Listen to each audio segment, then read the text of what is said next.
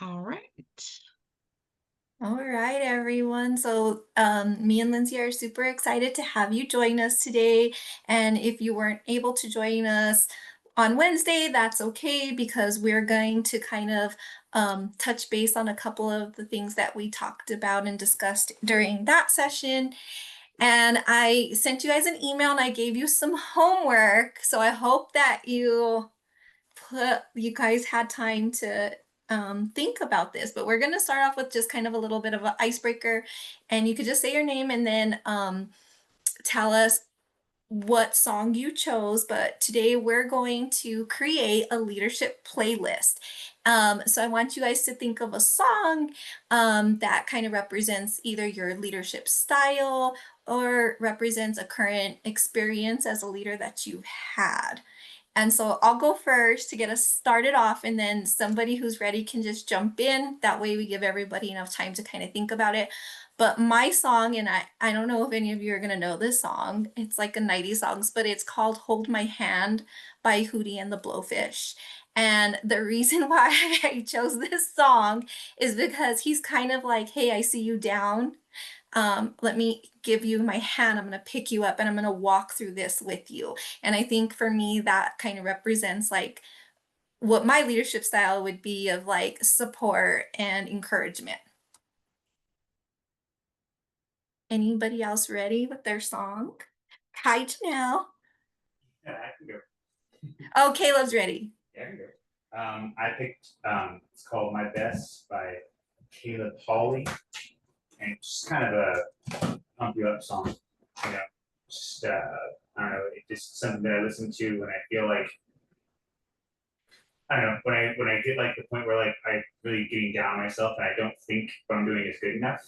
And it just the song basically says it's gonna give it my best like a bunch in the chorus and stuff, and it's like really like fast and driving. So it's good on the way to work. Like if you're not feeling like it's a good way to start your day because it starts on the foot of like I'm gonna give it my best no matter what, even if it's not like what I really want to.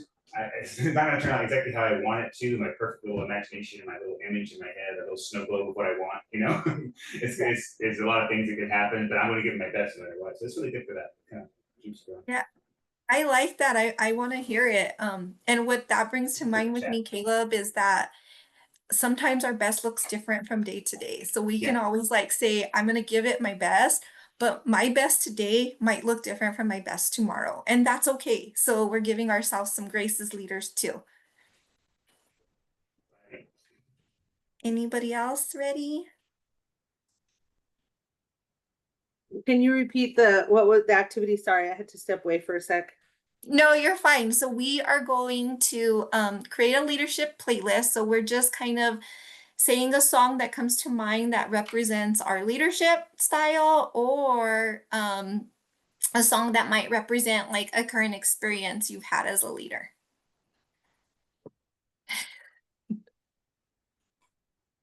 Angelica has her hand raised. Yes, so I had popped it in the chat and I apologize. I have a bit of a cold. So I chose the song Un Pelo Suelto by Gloria Trevi. And in the song, it's about independence and motivation and being happy with your wants and needs and uplifting others, particularly women. So I really love that song. And in the homework that you had sent, that's what I thought of immediately. And I'll often listen to it if I have a lot of work to do as well. Nice. So it's like one of those songs that you're like, okay, I need to get ready for this day. I'm gonna put it on and it's gonna energize me. It's kind of like a Let's Go Girls, the Shania Yeah. Twain song in a way. Nice. Yeah. I love that. I really had a hard time with this activity because I love music and I love so many different genres. So I was like, I can't pick one. So of course there are those like really fun songs like Eye of the Tiger or, like the Rocky like playlist like that gets you going, right? Motivated, for sure. So actually also what I'm doing is as we name the songs, I'm creating a Spotify playlist that I'll share with you all too. So that's kind of fun. And we can listen back and remember, but also maybe get us motivated. So I thought of um a couple. because I just couldn't decide. So one I really love from Vicente Fernandez is El Rey, talking about being like in charge, right? Like the king. And like others perform it, but not quite like he does. Nobody can doubt Vicente. So that is a really fun song that like really is motivating. But also I don't know if I'll add these to the playlist because one is by like their rap songs, so like Eminem Till I Collapse, that is At them. yeah, like really inspiring. And then a song by Jay-Z and Pharrell called So Ambitious. And one of the lyrics in So Ambitious is the motivation for me is them telling me what I could not be. So that really inspires me in leadership. So those are my songs. I love that. That kind of gave me the chills when you said somebody telling me what I can't be, because I think we carry that a lot with us, through life. So thanks, Lindsay. I would say Yeah. definitely put them in the playlist. Okay. Maria. Yeah, I think mine is Don't Stop Believing and Respect. And respect, yes. Everybody wants to feel respected, and nobody wants, like, don't stop believing in the journey. I love journey that you're on, right? And then I think Stacy and Janelle, if you guys have one. I'm like Lindsay. It's hard to like find music that like a specific song, because I like Spanish music, I like country, I like rock. My motivation probably when like things are tough is rock. Five Finger Death Punch is my band, and that's the one that I just sit there, and if things are tough, and then it's like, so like, you know how rock is, it's like all like high intensity, but it brings me back to a calm level. I honestly don't have a song that I think of that's like my like go to, like I hear it because I love music. So work, like I turned off my music to log on to this meeting, and I was listening to oldies, and so I'm like, okay, and I'm like in my groove with my oldies and singing. So I don't know, it's like really hard to say what song to add to a playlist because And I that's love okay. music. And Yeah. maybe it's like a hype song, because one of the things I didn't share was whenever I'm gonna go into like an in-person training, I get really nervous. And what I do is on the drive over there, I put on Pitbull, Time of My Life, and I listen to it on repeat, and I'm like, yeah, I love Pitbull. So that's one of my things. So maybe it's like a hype song, and it's not necessarily related to leadership, but it's something that makes you feel good. I would have to probably, if I had to pick a song, I probably would pick anything from Jelly Roll. And there's like, I don't even know like all of his songs, but like I put like Jelly Roll playlist on and just like listen to his music, and then come back around and be like, all right, everything's okay. Like Everything's yeah. good. Yeah. Yeah. Nice. Thank you, Stacy. Janelle, do you have a Okay, song? yes. So I love this activity. I have way too many. And like I have workout ones that are really motivating, kind of rap songs that get me going, Justin Timberlake, like a bunch of, but the one that I think about leadership and just who I am as a person. And then I think, of course, that goes into who you are professionally and how you are as a leader. But it's called I Am Light by India Airy. And so Yeah, I'm gonna I put it love in that the song. chat. And it's such a beautiful song, and like it just really, I think for me it just gives me like um the grace that I need, because it's just kind of like I'm not the person I used to be. I'm not some of the things that happened to me. Like it's just a really beautiful song. So I think about leadership in that way of like how we're growing and learning from one another, and how we evolve and how we get older and wiser, and then kind of like at the end of the day, we're like, we're all in this together, and we're just trying to do the best we can.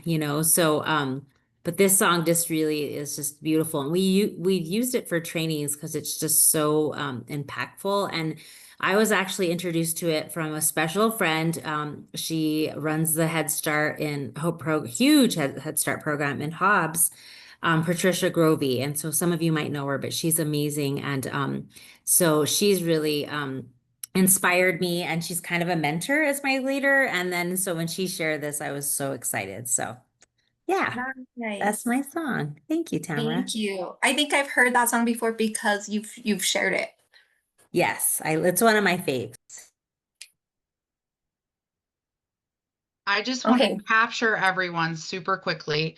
I didn't get one from Stacy, like final one. So if you think of one, pop it in the chat. I know we had lots of different interests, but maybe if you can think of one of your top faves from Jelly Roll. But I got My Best, Caleb by Caleb. I was like listening to it a little bit while I was putting it on the playlist. It was awesome. Hold My Hand. I got Respect. I have Angelica's song. I have the Journey song from Maria too. And I Am Light. Did I miss anyone else other than Stacy's? I think I got it. I just want to make sure I capture everyone's, and then I'll share the playlist with you all. Wonderful. Okay. Thanks, Tamara. That's awesome. I love that we also get like a product we can walk away with. So if you learn nothing today, you get a cool playlist. All right. So for today's objectives, we will be revisiting, like Tamara said, a couple of the things that we did talk about the other day. We will also record this session, and we recorded day 1 too, if you do want to go back to that. So some of the things that we will be kind of exploring are the things about breaking down that culture of competition for collaboration, and of course, moving through some of the frameworks of reflective practice and threading that into leadership styles. And of course, we'll have our hands-on activity and some new things we'll be talking about today. What really does relationship-based community organizing look like? I know I mentioned it the other day, but we'll be diving into it a little bit more, and group facilitation techniques. And we'll have a really great time today, I hope, and some good discussion. Thanks, Lindsay. So we're going to start off today with what you guys are doing right now, and it's invest in continuous learning, right? You guys being here with us, you're investing in your learning. So as you know, leaders of the coalitions and coordinators, you're navigating fast changing environments constantly, right? There's always new challenges. There's shifting priorities, new deliverables sometimes, and it's just kind of like that evolving community need that you guys are constantly trying to keep up with. And in these types of climates, one of the most powerful thing that you can do is really invest in your learning. And I always see a lot of the coalitions, like you're constantly saying, like, look at these webinars to your members. We're going to host this learning session for parents, for professionals. But I also want you guys to like think about how are you investing in learning for yourself as well, and keeping up with everything that's going on. So, Lindsay's going to get into this a little bit more, but, Brene Brown reminds us in Daring to Lead that great leaders are they're learners, they're not knowers. So sometimes as a leader, we might think that we have to have all the answers, right? We have to know. And that's not necessarily true. And it makes me think back to what Veronica had shared with us on day 1. We were talking about what are some of your skills, or what's a great skill you have as a leader. And she shared that at one point as a leader, she thought she had to have all the answers. But now her great skill as a leader is to say, I don't know that, right? Like, I don't know, let's find out together. So this means that we need to ask the right questions. We need to stay curious and to be open to grow. So modeling that growth mindset also means embracing challenges as opportunities, sharing our own learning journeys, with members of the coalition or with like our steering committee, and encouraging,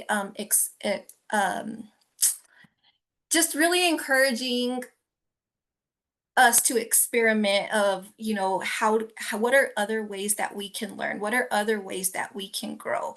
And being honest and saying like, hey, I'm still learning that, so I'm not sure how to do that. If you need help, reaching out to help, you know, that's what your liaisons are there for. That's why we're here, right? To help you guys in any ways. Also to just say, you know, hey, I made a mistake. We all make mistakes. So we have to give ourselves grace when that happens. And it's okay to be vulnerable because that's what builds trust, right? So always knowing that. And Lindsay, do you want to Yeah. kind of touch on? Absolutely. Thanks, Tamara. If you ever do get a chance to check out Dare to Lead, the book, or even some of the TED Talks that Brene Brown um, has had around that, or some of her YouTubes, just great information. And she just has such a great way of learning from stories and capturing that in her research and translating that to learning for us. And it's just really powerful. And I think it's impactful to see how she's dove into qualitative research when it comes to thinking about our coalition, because a lot of what we do is based on our families and our community stories. So yes, we value data of all sorts, qualitative and quantitative and so on, and mixing that together, even having the story to tell what's going on behind the numbers. But she's a really great author to learn from in our coalition work as well as leadership. So I recommend that you dive into that a little bit. And if you'd like some follow-up recommendations for resources from her, please reach out to us. And so in Dare to Lead, there are some key lessons pulled out from this book. So leaders are always learners, not knowers. So we don't come as the expert, and we don't have to. And isn't that cool? Because we actually share the workload, what we are doing, and it all together. So an example is that I know that it is exciting, but also a little overwhelming to think about childcare and what does that mean for us in the next 6 weeks or so, and how do we build the system and so on. Well, the cool thing is we don't have to have all the answers. Even the secretary doesn't have to have all the answers. This is a process of learning together and building something together. And so the cool thing is I don't have to do it all by myself. We have an entire network of people and folks and leaders at our state level that we can learn and grow and build this together as we go. So cool. We don't have to know everything. And we can, like Tamara said, embody that growth mindset and build into growth mindset our CQI process, our continuous quality learning, that we mentioned on day one. And that framework of always thinking how we can improve upon things. And a key skill for this is leading with being open and curious. And that brings us back to our reflective practice framework. So again, just being curious about things and wondering and hearing different perspectives. Innovation doesn't happen with just one person's ideas or one person's direction. It happens with diversity. It happens with collaboration. Another key learning from Brene Brown is leading with empathy. So we talked about on day one, emotional intelligence.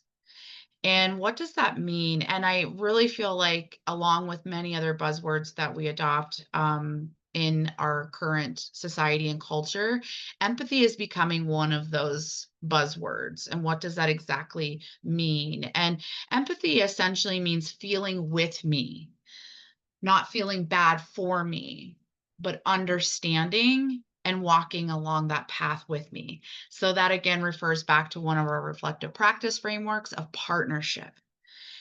And so we can also learn to lead with self-compassion. And again, back to that emotional intelligence piece. What does that look like? Having compassion for others is often very easy, but how do we have self-compassion for ourselves? So, how do we do something and prepare for it? Think about the model we talked about the other day, our pre-planning stage of continuous quality improvement. And maybe it doesn't go well. Maybe we've put all this work into the pre-planning and we carried out the action and we've made some mistakes. And it's okay, because at least we've started somewhere. We're learning, we're growing. If we're not making mistakes, we're not doing the work. We're not trying. And sometimes it's not going to be perfect, especially on the first go around, but it's an opportunity for us to learn from it. So having self-compassion, remember to maybe talk to yourself like you would talk to someone else that you love and care for. Good leaders practice self-care and healing. So we really take into consideration how we care for ourselves and what do we do to regulate our nervous systems, to support caring for ourselves and so that we can take care of others. What do we do to support our own healing? Many of us are amazing leaders because we've been through things that maybe families are experiencing. We've been there and we understand, we truly understand.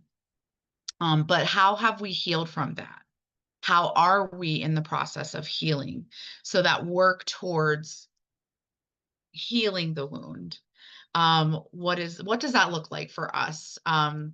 Do we have places and spaces for reflection, like reflective supervision, or something that we've set up in our own agencies or coalitions that we can have some time to properly reflect and hold some of the heaviness of the work? And do we have support systems, family, friends, therapy, counselors, and so on, that we can support our own healing when and if needed? What does that look like? Leaders also pay attention to the stories we tell ourselves. We do become, those words are so powerful. We do become like our story. What do we tell ourselves about our own life and about others and about ourselves? What are our perceptions, right? But also we pay attention and use those deep listening skills to pay attention to the stories that others tell us, because it's so telling of what the community needs, what our professionals and families need. And leaders can shift from shame and blame to guilt and accountability. And so what does that look like? Like guilt, maybe is I made a mistake, and shame is I am the mistake, and accountability, is being vulnerable and taking ownership, and that process of taking on that. And blame is kind of pointing the finger elsewhere and discharging, maybe even having anger and shifting that to how it's not our accountability. So it's good to know the difference between all of those and how do we step in and out of those things. And sometimes it's kind of like a process when something doesn't quite go right for us as leaders. But accountability is where we want to shift to, but also in that process of accountability, moving towards building relationship and how do I collaborate to improve upon the process of continuous quality improvement and learning. And we practice self-management. So, some really great books to recommend, the 4 Agreements, and maybe even looking up some nervous system regulation things that might work for you. Like, am I a runner? Do I like to walk my dog every day? Am I a meditator? Do I breathe? Like, breathing techniques. Is it family time? What are the things that help me ground and reconnect. How can I be grounded? How can my nervous system be the most regulated it can be, especially in times that are so difficult, whether there are multiple things going on in our coalition or stressful things, or also in our own personal lives, because we bring our whole self to work and we bring our whole self home. So it is really important that we find things that speak to us, because it will look different for all of us, that help us ground and regulate our nervous system. Nice. Thank you, Lindsay. And I just like to wrap up, like what we're talking about is when we lead with that empathy and we practice self-care and we create those safe spaces for growth, not just for us, for our team, we're building skills, right? It's not just like, don't feel selfish about that. You're actually building skills that lead to resilience, and that leads to sustainability for the coalition. So it all comes back around when you think of that in that light. And I also just wanted to remind everybody, please, if you guys have questions, if there's something that kind of speaks to you, something comes to mind, please unmute yourself or put it in the chat, because we want to hear from all of you.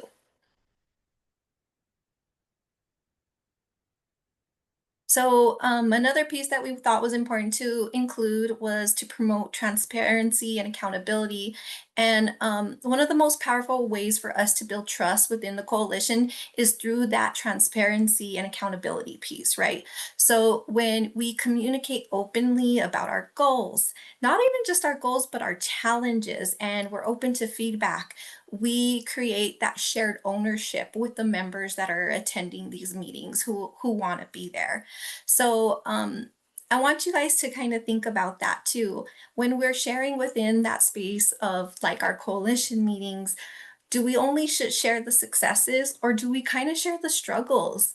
I think we kind of tend to turn away from that. We don't want them to know that behind the scenes, these are some of the struggles that we're going through. But it's okay to share that, right? Because then they feel invested. They know exactly what's going on. And then they get to celebrate that success even more when they know, like, hey, we went through all of this together. So think about that. Is it okay to share some of the struggles behind the scenes that you're going through?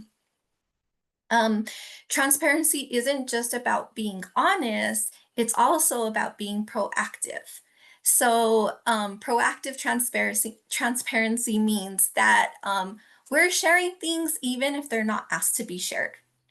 We often share our meeting notes, like that's a given. Everybody's like, hey, like here's the meeting notes for the last meeting for the month of October or whatever. But what other kind of documents should we share with our coalition? Are we sharing the bylaws?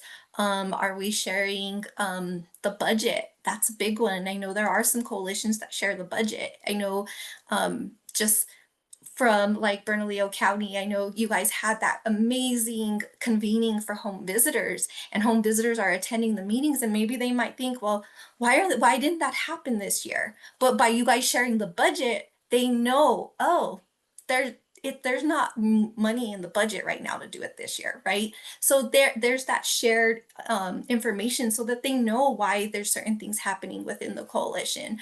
Another important thing that you guys should think about sharing is the decision-making process for initiatives moving forward. So we have this great initiative moving forward, but where did it come from? Who was part of the team that decided that this should move forward? How did you guys decide to move this forward? In what way? So that might be something to think about and be transparent about as well. I think too, did I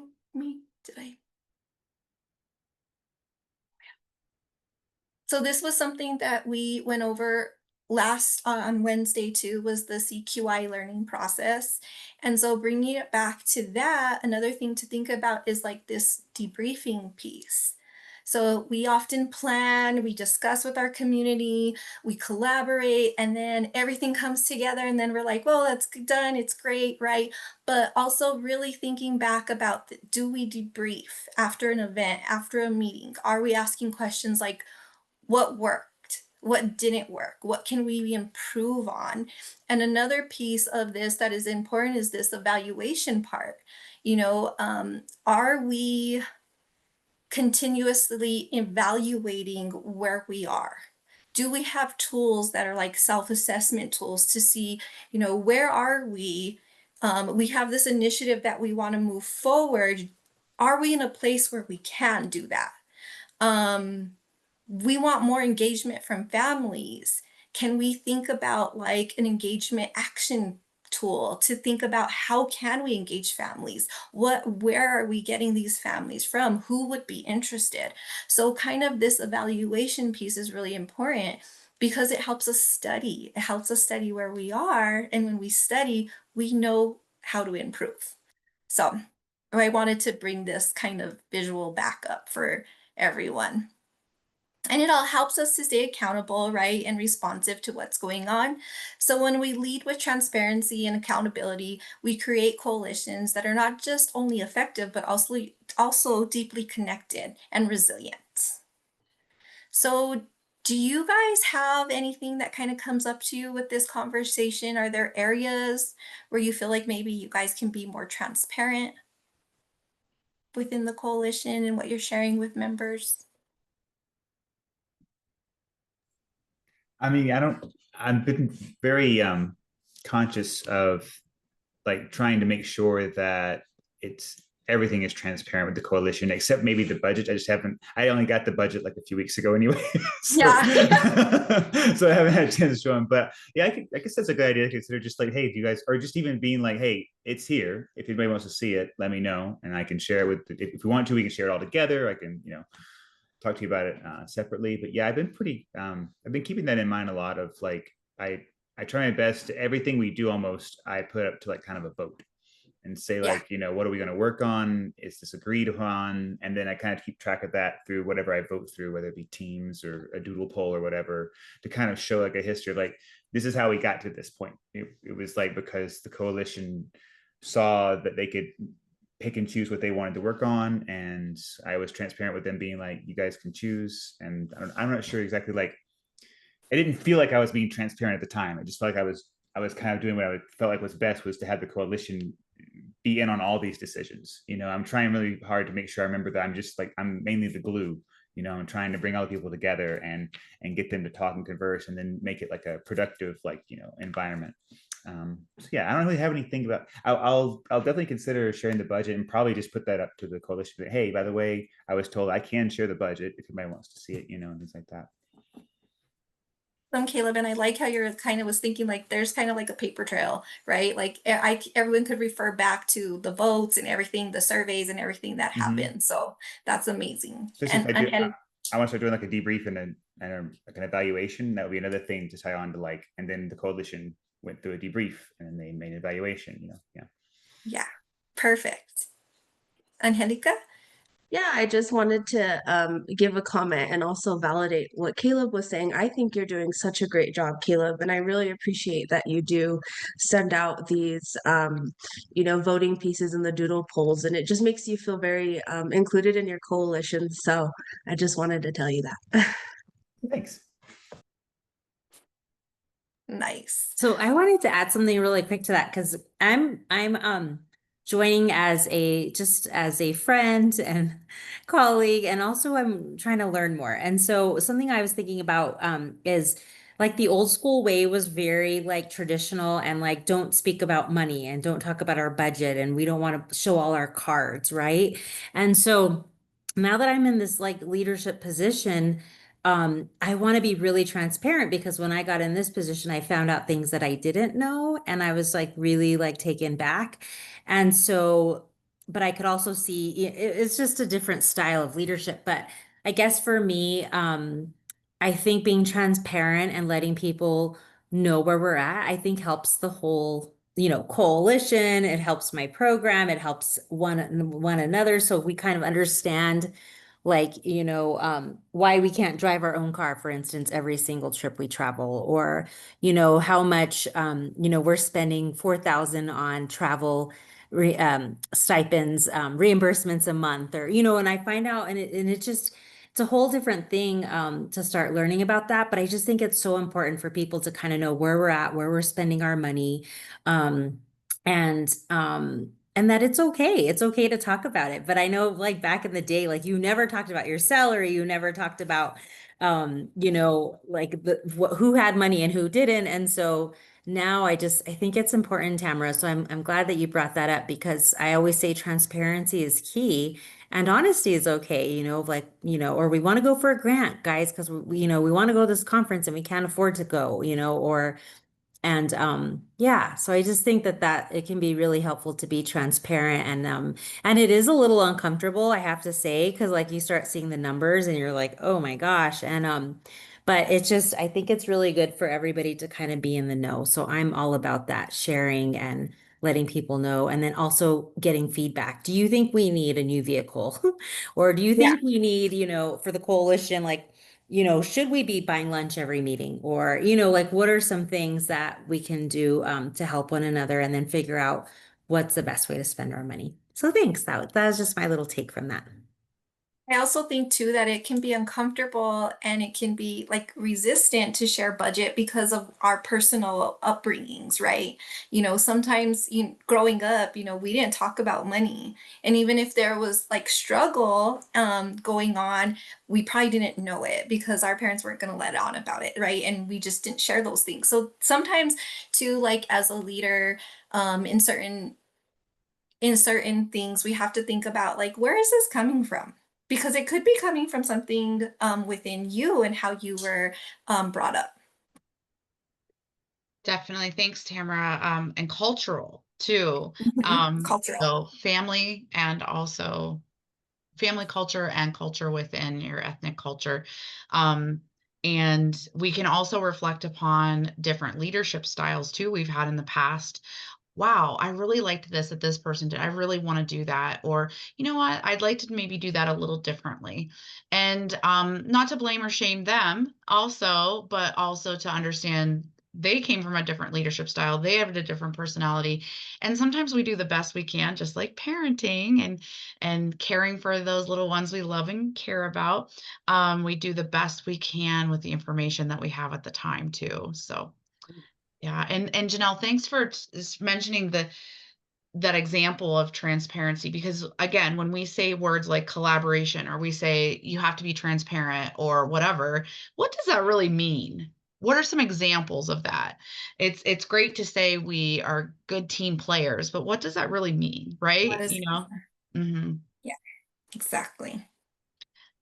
Thanks also, Tamara, for reminding us of that CQI model because we're mentioning it a lot from day one. So, all right, we're going to dive into a nice hands-on activity. If you have your toolkit present with you, if not, that's totally fine. And we're going to look at Pathway 2. Pathway 2 really is the crux of lots of leadership skill building. And so we're just going to take a few minutes to leaf through. Nothing major. You don't have to read or present or anything like that, but just maybe leaf through and find something that stands out to you, whether it's an activity or a skill or something that you're curious about and you might want to learn a little bit more about. So we'll just give you a few minutes to do that and then we'll come back and share.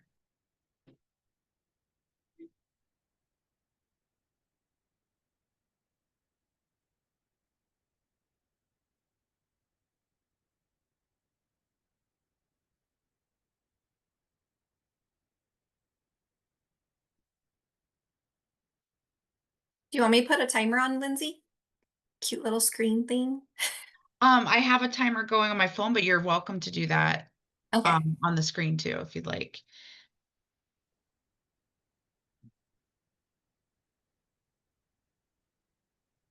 And we have about 6 minutes left.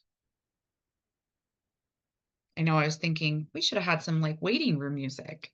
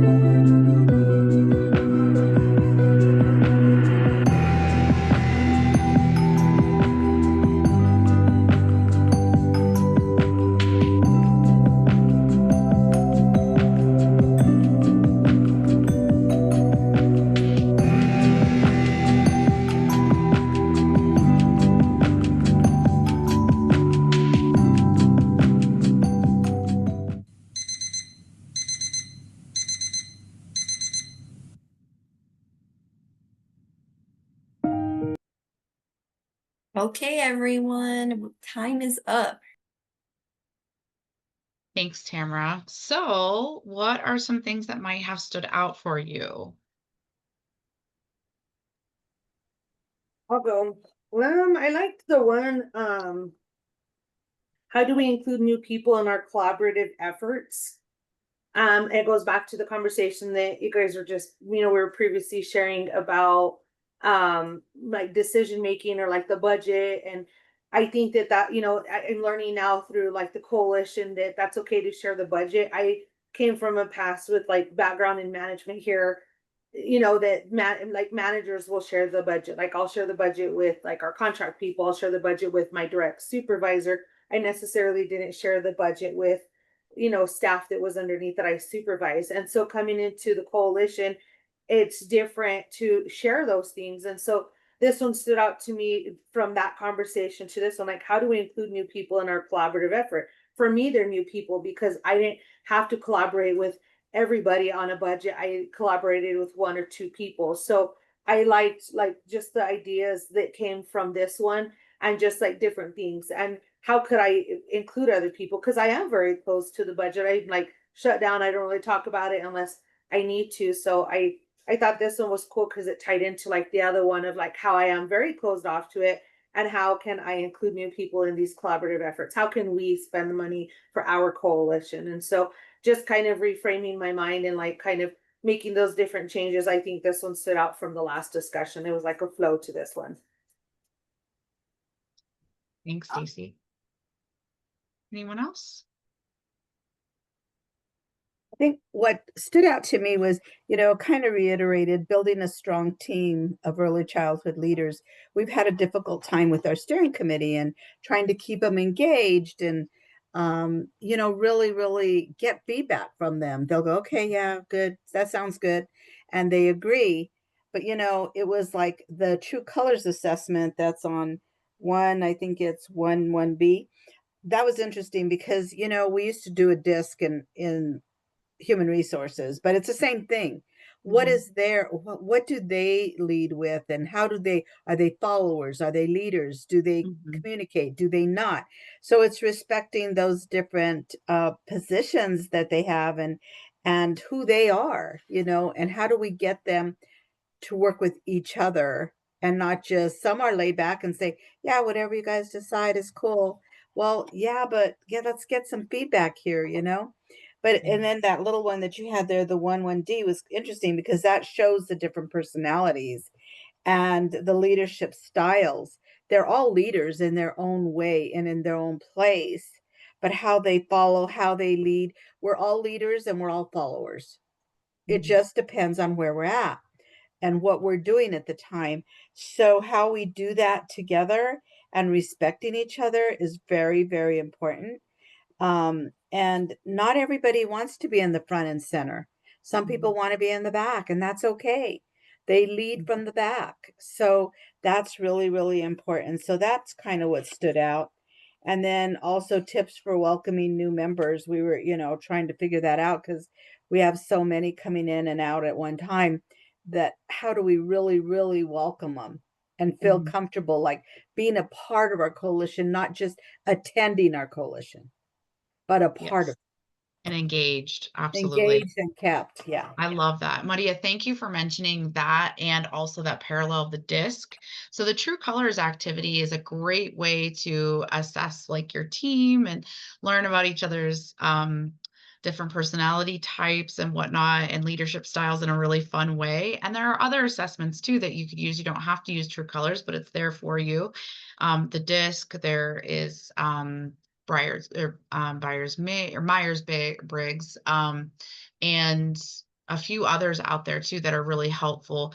But it is important as you're building a leadership team, or just to kind of maybe reassess if you already have a leadership team in place, like what is everyone bringing to the table? And so keep that in mind in the back of your mind when we talk about a slide in the future, when we mention group dynamics, what are our roles within groups, and also what are our personality styles and leadership styles. And we don't have to have a leadership title to be a leader within our coalitions, our communities, our professions, and our workplaces, and so on. We're all leaders. Caleb, did anything stand out for you? Yeah, I was looking over the deep listening activity. They're all pretty, dense. So it's not like it's not like any one part of it, but this whole section starting at like 1.3 and going on to like 1.4 D. It's just a nice little exercise about deep listening, getting people to pair off, taking turns talking for 5 minutes as a speaker, and then listening for 5 minutes. And then kind of, I like the way it followed up with like the deep listening outcomes. Just talking about the different, just I don't know, just more of a like what to do after you've done an activity and kind of like follow through. It's just got a lot of like good, I don't know, structure in this book to like take you through the entire process of any one activity you want to like, host for your coalition. But yeah, the deep listening one, just because also I've been trying to do a lot of deep listening. Just a lot of like taking my time to make sure I'm giving everybody an opportunity to speak, especially in virtual meetings, there's a lot of that time where you need to like really wait because somebody might want to speak up but they don't want to because they think you're going to jump in at the same time as somebody else and start talking over them. So there's this whole like, it's a very like interesting place to be in where I listen even deeper when I'm in my virtual meetings than I do in person. In person, you can kind of get a read on everybody if nobody's going to talk, nobody's going to do anything. In the virtual meetings, you really have to like sit back and be comfortable with that. Like, it's okay. I'm just going to sit here for 5 minutes and somebody will start talking. So hopefully. That's an interesting observation. A different skill set, right? That maybe you can try with the virtual setting and in person and playing around with those different skill sets. But we often talk about the power of the pause. Sometimes we have to, when we're feeling a little overwhelmed or we have a lot of stuff going on, we can pause and kind of reassess and before we jump into things, but also the power of the pause when we're having conversation and being comfortable with the awkward silence, leaning into the awkwardness. We talked about that on day one when we have difficult conversations. But leaning into the awkwardness of quiet, because that's not always something in our culture that we are comfortable with. So we fill it with conversation. But oftentimes we're processing things as a group or as an individual. And if we're comfortable with listening to the silence for a moment, often we will be able to practice those deep listening skills because more folks will engage in dialogue. I agree. Great. All right. Thanks, Tamara. All right. So I'm glad that you guys had an opportunity to kind of like dive in. I know, like Maria Elena said, I've had this for 3 years and, they tend to collect dust on our shelves, but there's a lot of really great resources in there. So, just giving you guys opportunity to kind of dive in and kind of look around. Maybe next time you guys have an activity or something you're working on, you can refer back to the toolkit. And our next slide is discussing embracing shared responsibilities in coalition decision making. So one of our most powerful tool is the ability to foster that shared responsibility. And that means moving beyond simply inviting people to be part of the meetings and really trying to get them to engage, right, in the work and the decision making that's happening to shape the coalition.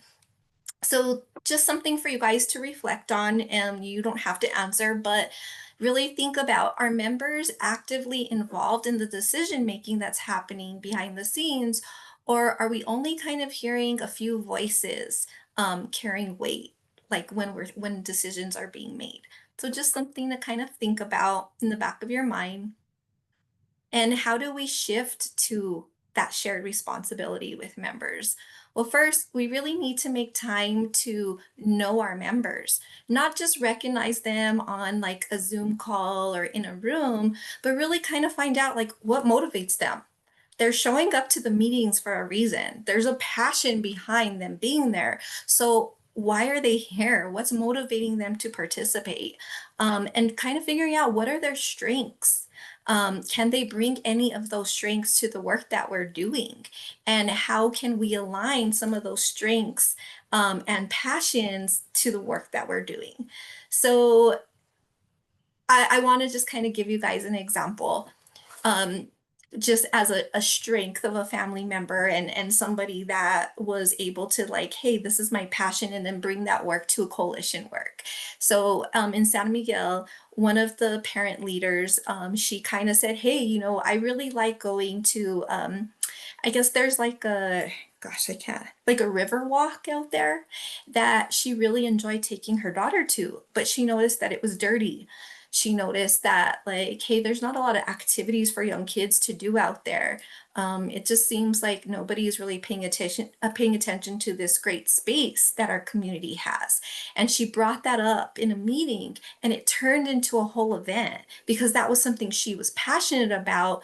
She was like, hey, I want us to kind of meet at the Riverwalk. Let's schedule a meeting. Let's invite families to meet at the Riverwalk.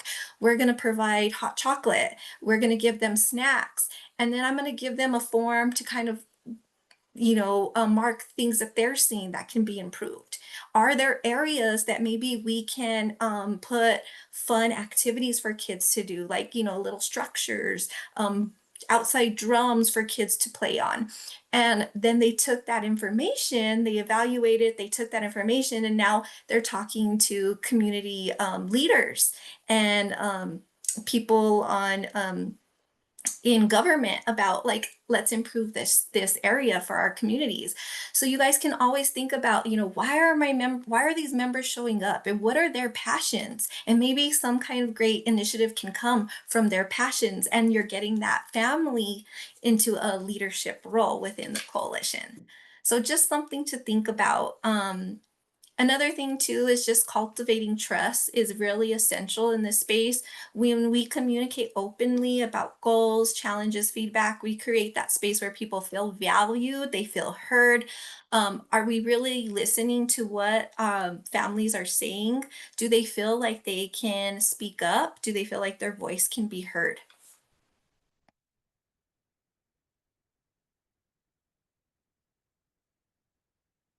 And then this also kind of moves into engagement.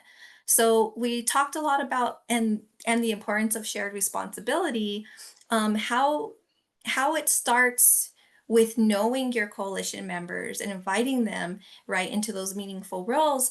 But shared responsibility also depends on who's even in the room. So, you know, engagement of leaders and team members, when we talk about that in the coalition work, it's not just about who's speaking and who's present, but more importantly, who's missing, right? Do we ever kind of take this opportunity to think about who's not here? And are we lacking because we're not hearing their voice? So inclusive engagement means that we're intentional about building governance structures that reflect the diversity of our communities.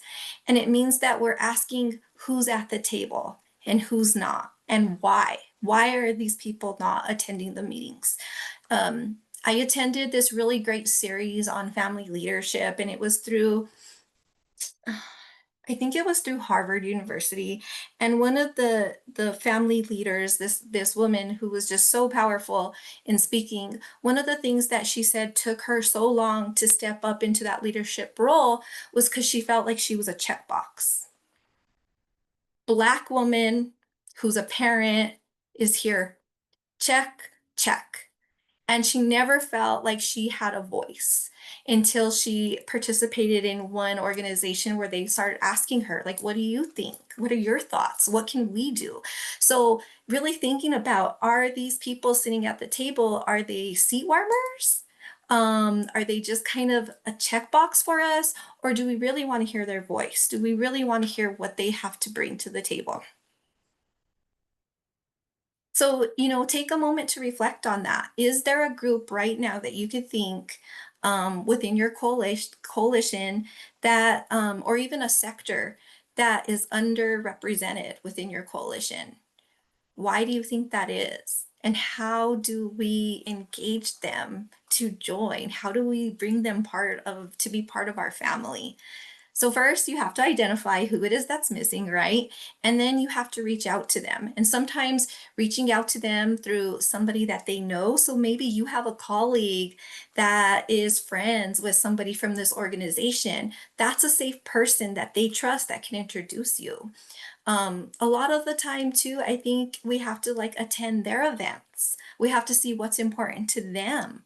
We have to be part of their initiatives. So sometimes we see a lot of people jumping into meetings and we see their faces there, but are they really showing up to be part of this community, or are they showing up to recruit? And that's something to kind of think about too when building relationships.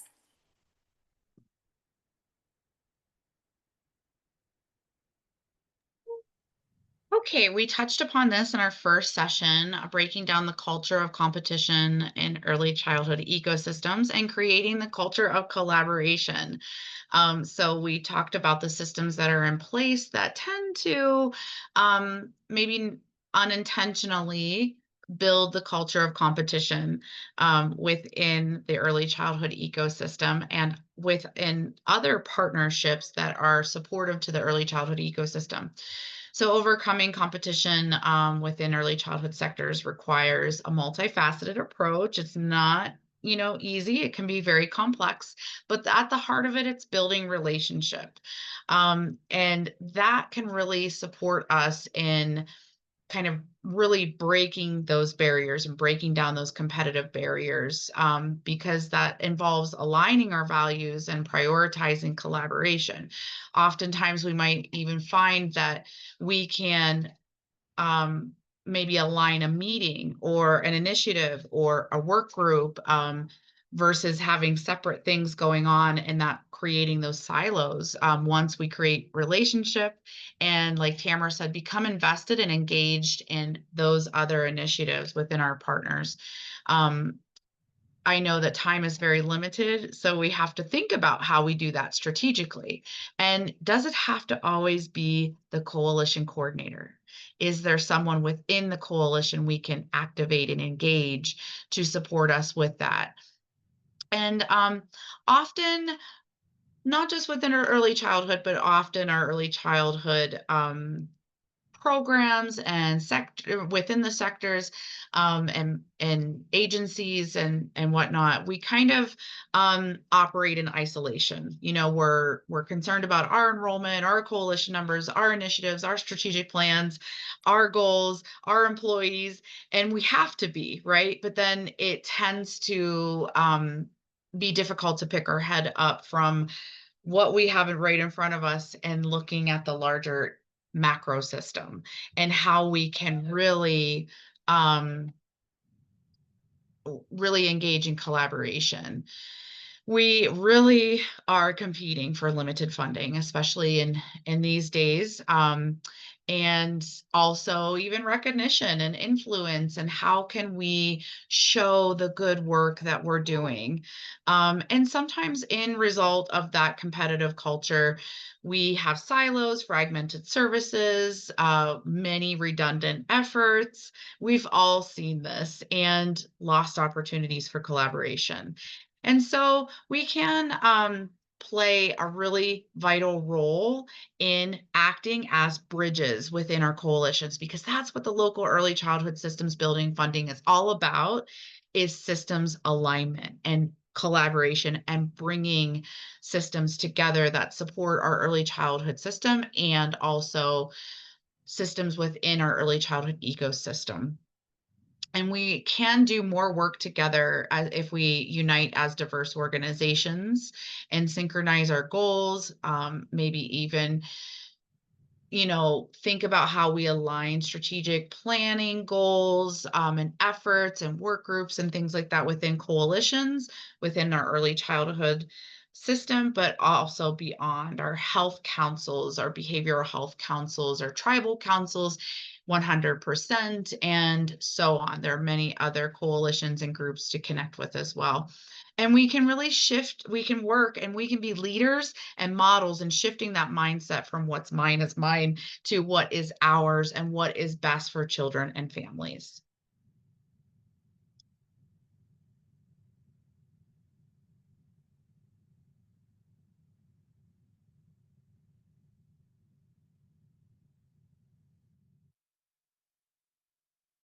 You're on mute, Tamara.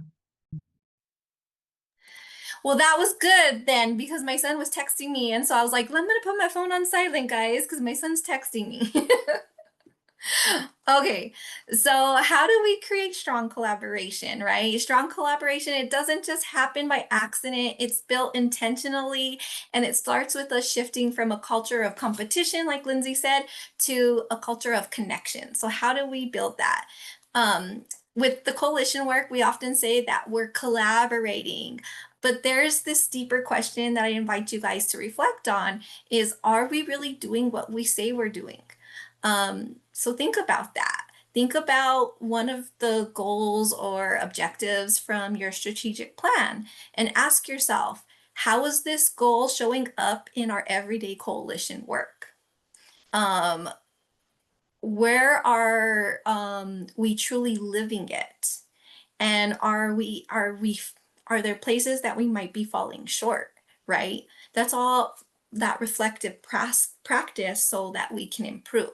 So just something to kind of reflect on. Some other questions to think about too are we creating the conditions that allow for that goal to thrive? Are we building authentic connections among members? Going back to like, do we really know our members and why they're there, right? Are we practicing validation by recognizing what each person is contributing to the work? And are we holding space for courageous conversations? We want people to have courageous conversations. If something's not working, we want somebody to say, like, this is an uncomfortable conversation that we have to have, right? Because one of the things that we often say is growth usually comes from an uncomfortable place. We don't want to talk about it. But after you get over that, that uncomfortable feeling, you actually can take some kind of a lesson away from that and grow from it. And lastly, are we engaging in deep listening? Going back to like what Caleb said with that listening exercise that he referred to. It's not just hearing, right? It's not just saying, oh, I hear you. It's saying, I understand you. I understand what you're saying.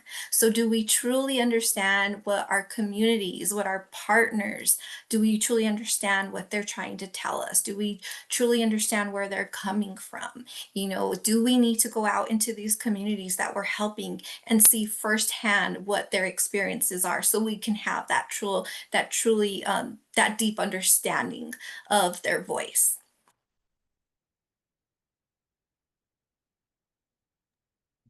Just a quick reminder too, you all have what it takes. You all have the skills. Yes. You all have the expertise. What we're doing here is packaging it into what are those skills that I might need to think about or remind myself of or learn a little bit more of or build upon? What are the strengths I already have? And so do know that you have all of this already inside of you. And we're really doing nothing but enhancing the work or enhancing how we look at leadership. So as Tamara was speaking and I was looking around the virtual room, I was thinking, oh my gosh, these folks could teach us and these folks could lead this Absolutely. training.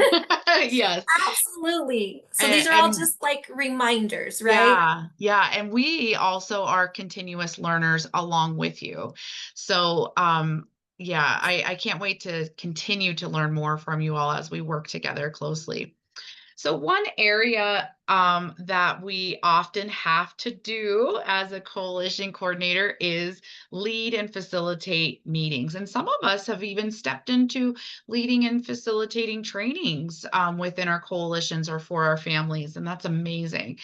You can really explore some facilitation skills within your early childhood leadership toolkit with Pathway to Section 2. But we wanted to remind us again of what Maria touched upon earlier, is learning about folks within your group. So if you have a smaller coalition, learning about folks and partners and members within your coalition, or if you are thinking about your leadership team and how you kind of drive the work of the coalition with leadership and then and engaging your coalition membership. What are the group dynamics with the teams that you work the most closely with too? Again, revisiting those personalities. Who's a leader? Who leads from within? Thinking about different strengths. You know, who might know a little bit about grant writing, or who might know a little bit about marketing, who might know a little bit more about this, that might be willing to step up. So what are those assets too? And then you can think about that as the parallel process, as in how are we engaging volunteerism within our coalitions, within our membership, and so on, of who can bring what assets to our coalition, and how do we build upon that? How do we build upon that strength? How do we engage that, instead of feeling like we have to take it all on ourselves?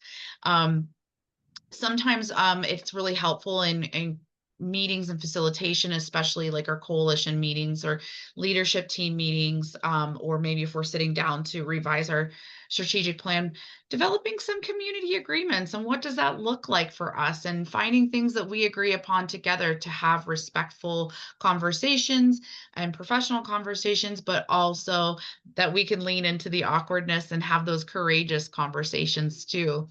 And remembering that language is ever evolving. So sometimes we might use terms that maybe a group in our community or a coalition isn't quite comfortable with, or would like us to think about using something different. Maybe it's a label, or something like that, that we might want to dive a little bit deeper so we can remind each other that we can teach each other about those different pieces of language, because words really mean a lot. We can think of really fun brainstorming techniques and how to accomplish the work together. And also, we can dive in again more in Pathway 2 into Section 3 about making meetings more effective, really intentional and efficient. So relationship community organizing, and just a time check, we just have a few minutes left. So we want to make sure we cover these last couple of slides. We should meet time though. Relationship community-based organizing, that's what we are doing. We're community organizing within our early childhood coalitions. And so I would love to support you all more into learning more about this. And I have some articles and things like that that we can learn about, but know that one of your roles is a community organizer. And so what does that look like within this profession? And what does that look like within early childhood?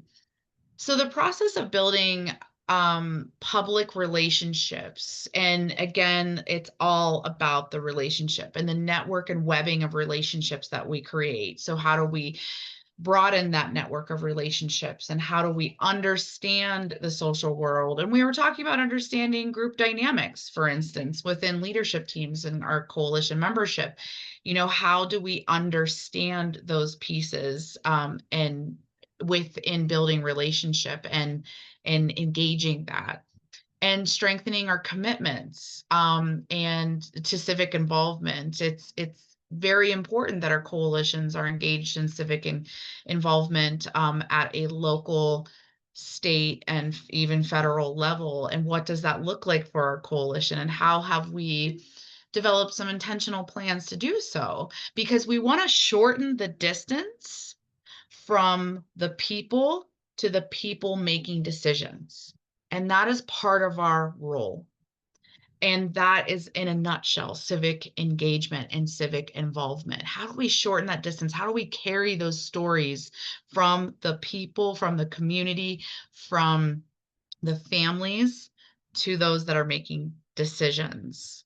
And that is community organizing. We are a part of grassroots community organizing in our early childhood initiatives and our coalitions across the states. We are doing work at the community level. And oftentimes work can and progress can happen, and we can set examples at the community level a little faster than maybe our state or federal structures can. And because we can really rally at the community level and work together a little quicker than sometimes the systems are set up for us to do so. And often we inspire the systems to create larger systems and fund and support larger systems because of what we're doing at the community level. So know that you are the foundation. You're a part of the foundation of not only your communities, but what is the larger piece of what we do. And it's all about relationships.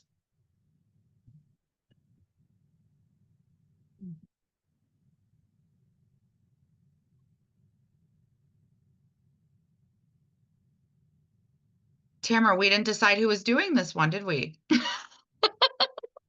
So we No, both so can I do stayed it. quiet and you stayed quiet. Yeah, We're I like, know. I was like, I was looking, we put little cues on our slides as to who was Yeah. doing what.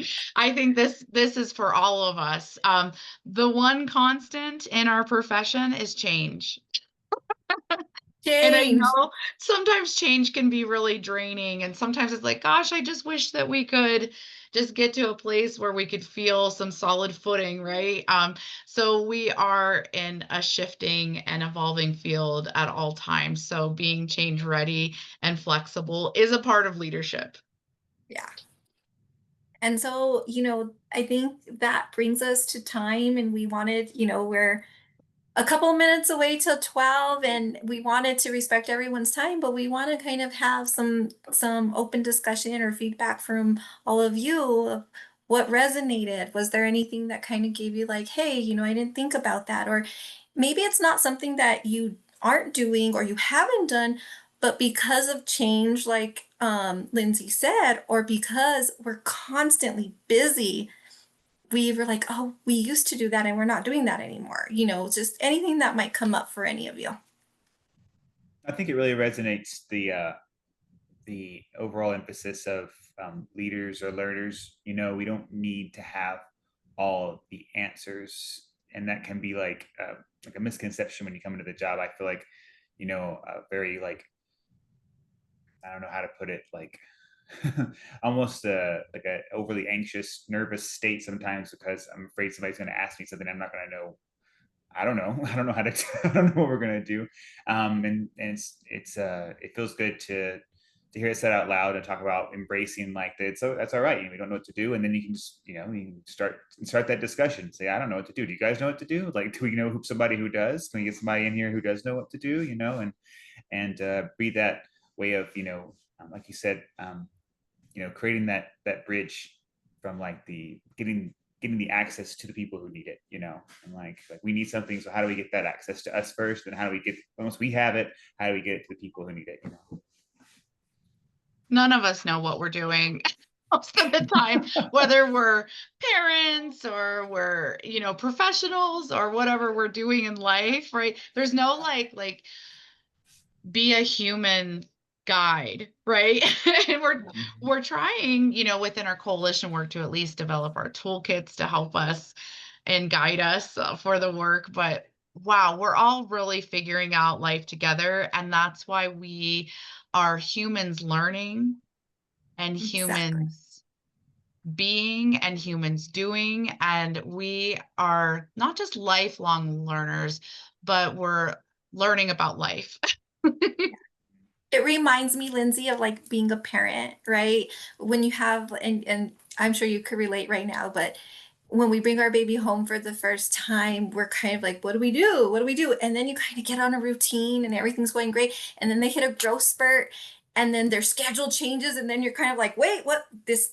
I thought I knew what I was doing and now I'm back at square one. What do I do now? And, I think that we can relate that parent role to a lot of things in life.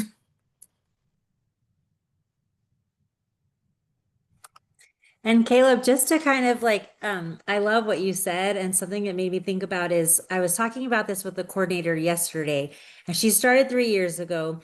And I said, I said, the growth that you've shown these last 3 years is just amazing. I'm just so proud of you. And she goes, oh my gosh, Janelle, when I started, I didn't even know what I was doing. I had zero experience. She goes, I took a few early childhood classes like 20 years ago. She goes, I can't remember anything from them, like, and we joked about it. And she was just like, I was clueless. She goes, and I felt bad because I asked you a million questions when I started. And I said, no, that's like what we're here for, but, um, just so you know, like that you give yourself grace, right? And that you say, I'm just getting started. I'm just learning this work. And you're doing amazing. And I just want you to know that. And we all start in a place of like, oh my gosh, what am I doing?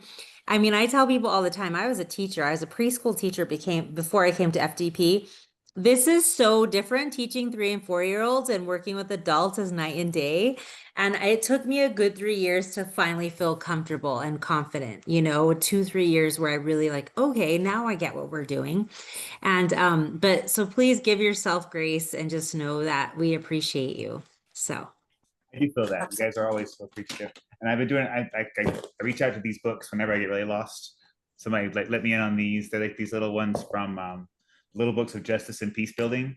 And just like in between, if I'm like really stuck, I don't know what to do. I'm like, I don't know what to do right now. It's 1 o'clock in the afternoon and nobody's emailed me back yet. And how am I gonna like use this time to like, I'll start like looking through these and just like reading these there's a really short and stuff. They have a lot of information about like family group conferences and cool tools for hot topics. And they just really go over quickly over just like how to bring people to the table and start conversations and things like that. And it brings me a lot of, and even in these books, it talks a lot about how it's not like you're supposed to know what you're doing even. Like it's not about you knowing stuff. It's about you being there to facilitate, not just facilitate, but like to really, again, be that glue and kind of be there for people to gather around you in a way. You are a leader, even though they might be taking over the conversation. You're not really doing anything like leading from behind, like I talked about before, but you're gathering around you. And it shows that I think these people are in Australia or something, or New Zealand. So like even across cultures and countries, people have found very, much the same kind of vibe. It's like when you get into these positions, you're not going to be doing a typical job. It's not like other jobs where you get a task, you get it lined up, you check off the boxes, you're done with your task, you're wrapped up. It's not like that. yes, Not at very all. good point. Yes, you're so right. And no, but thank you for sharing that. And you can always reach out to us. And we do have some great like leadership books that we could recommend, or the toolkit has some great resources.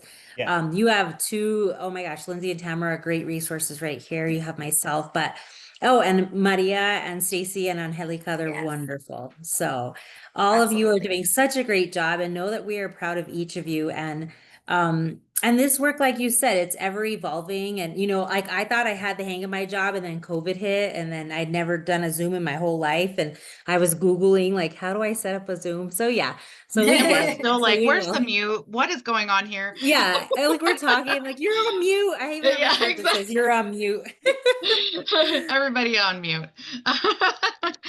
Oh, wow. Thank you all so much for sharing. Thanks for those resources, Caleb. And we all bring expertise, whether we've been in the work for 30 years or 3 days, and we all have so much to bring to learn from. Any last thoughts or takeaways before we head off on a Friday and have a wonderful weekend? And also, I just wanted to mention, Lindsay did put like a link in the chat for an evaluation. We would love to hear back from you what things stood out. Were there any things that you would change? The work that we do is to support the work that you do. And so we really need to hear your voice on how we can improve. Absolutely. And we want to possibly offer this to other coordinators. We want to maybe even build on this training. So we really do want to capture your thoughts on this and what we can do differently, better, and how we can make it more accessible to all. Also, keep in mind too, we would be happy to present this information to your coalitions. So if you have a leadership team or you just want to present it to your whole coalition on leadership, we would be really happy to offer that to your coalitions too. Absolutely. And also just to really quick, just to add is if you, I did this for RJ for RASIC, they were having some issues within the community and he just kind of said, this is what's happening. And we have some people disagreeing and they're not really, and so I did some things with leadership and conflict resolution and how do we come together, for the children and families in our community. But so we can kind of tailor it to your needs as well. Absolutely. So, Yeah. Great example. Thanks, Janelle. sure. Oh, Maria, you're you're on on. mute. Sorry. Zoom. We just said Yeah, this is really, really good. I really enjoyed it. I think it's important too to look at each individual person as a person, because when they come to our coalition meetings, there's some that'll, hey, Maria, how are you? And they want to hug. And then others will say, hey, how's it going? Doesn't Yeah. mean they're any different. It just means their personalities are different. So Mhm. you will adapt to those. It's like, yeah, okay, I know, like, there's one person that's ECCD and she says, just get to the point when you email me. Just email me and get to the point. Don't, hi, how was your weekend? What's going on? She says, I don't want to know. Just get to the point.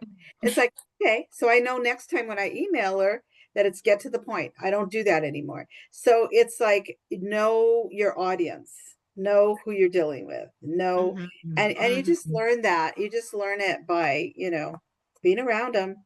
Isn't that And I true? think you brings back. Oh, sorry. Yeah, sorry. Like when we're thinking of group dynamics, somebody might respond better if you present the data and the facts and the numbers to them, Yeah. and they might understand the situation better, whereas other people might really want to hear the story. So that, Exactly. thinking about like within our coalition and partners we work with, but also that civic engagement piece of how we present to certain, decision makers within our communities and beyond. What might be the best way to present information to this person, and how do we find that out but through relationship?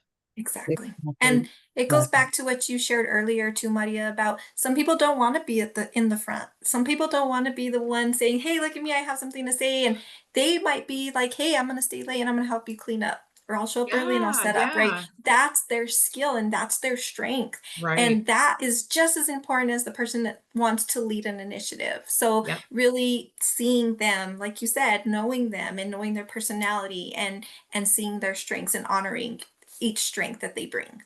Right. I may just want to talk. That might be something in the future. Okay, when somebody talks and talks and talks, how do we cut them? How do we? Oh, that's a good one. Yeah, I think about that too, like when thinking about group dynamics too, like who kind of takes over within groups, because and so sometimes some of those folks have a lot of knowledge to share or really great things to add, but then sometimes that becomes, how do I facilitate that balance of taking over the meeting and taking away from the meeting, to capturing what they say and listening and being a deep listener, but also not letting them kind of take over so other voices aren't heard. Like Tamara was saying, like, I'm just a seat warmer. How can my other voice be heard? And I think that a lot of the meeting facilitation techniques will be helpful in that way. But I think also us exploring that a little bit deeper would be really great too, because that can be really hard to navigate. I Yeah. think when we were doing a leadership training that Stacy was part of, one of the activities that they had us do, and you can use this within the work of the coalition with the steering committee, if there's members that kind of speak out a lot and there's members that aren't, is okay, we have this topic that we're going to discuss. I'm going to give you guys a couple of minutes to get your thoughts together. And now we're going to go around the room and everybody has 2 minutes, whether they use that time or not, to Mhm. express what their thoughts, what their opinions, how they think we should move forward with this initiative. And we're not going back and forth. Everyone has the same time allocated for them to voice their opinions. And then at the end, like you and Angelica would kind of summarize what you heard. And I think I don't know if you remember that, Stacey, but it was very powerful because you had to really sit there and you had to listen. And then at the end, you had to summarize what everybody said, and everyone's voice was heard in that situation. And I think that's a great way to kind of cut off those people that like to be the strong voice too. Yeah, it's a way to have a structure or tighten it up, so that everyone's voice can be heard equally. I love Yeah. that. Yeah. All right. Well, if there are no other final thoughts, thank you all so much. Please take time to fill out the evaluation if you have a moment. And please reach out to us with any questions, comments, concerns, or Absolutely. maybe ideas that this has sparked within yourself or, to implement into your coalition. Please have a wonderful, restful weekend if you can. Friday, everybody. Gosh, Yeah. and thank you for all the work that you all do each and every day Absolutely. to support our county's young children and families. Thank you all very much. Thank Appreciate it. you. What Thanks, days guys. what days